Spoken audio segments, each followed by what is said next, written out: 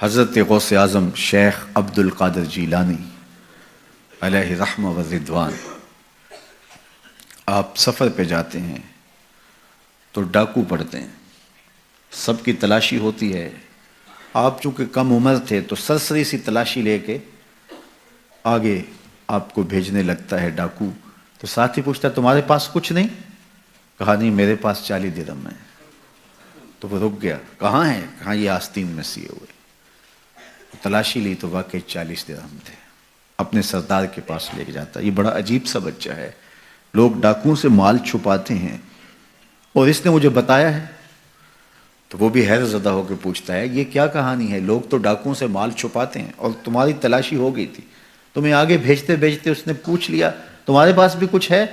تو تم نے بتا دیا 40 درہم ہے، تم خاموش رہتے یا کہتے نہیں میرے پاس کچھ نہیں ہے؟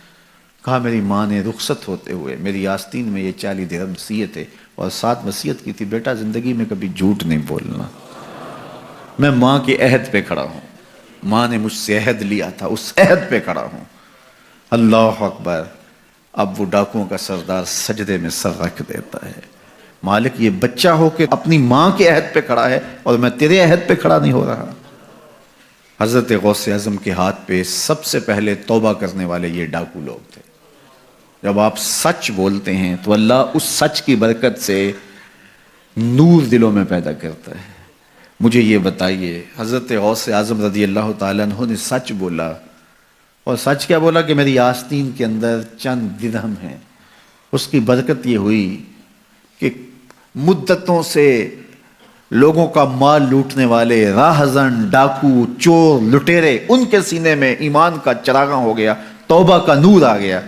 یار وہ سچ بولیں تو دوسروں کے سینوں کے اندر چراغ علم روشن ہوتا ہے، نور رحمت آتا ہے، ایمان کا، ہدایت کا نور پیدا ہو جاتا ہے۔ تو جو سچ بول رہا ہے اس کے اپنے سینے میں کتنا نور پیدا ہوتا ہے۔ یہ تو ان کی برکت سے دوسروں کے سینے میں نور پیدا ہوا، ان کے سچ کی برکت سے ایسا نور پھیلا کہ جو اطراف میں کھڑے تھے وہ بھی محروم نہ رہے۔ تو جو خود سچ بولنے والا ہے اس کے اپنے اندر کتنا چراغاں ہوا ہوگا۔ تو جب آپ سچ بولتے ہیں تو آپ کی بات دلوں میں اترتی ہے، آپ کی بات روحوں میں اثر کرتی ہے۔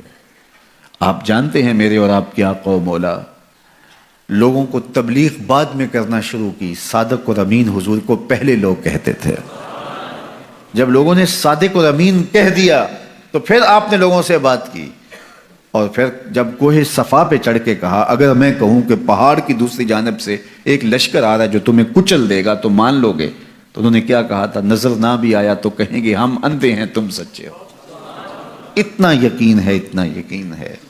اللہ اکبر! تو صاحب اپنی زندگی میں سچ شامل کیجئے، اپنے شب و روز کے اندر سچ شامل کیجئے۔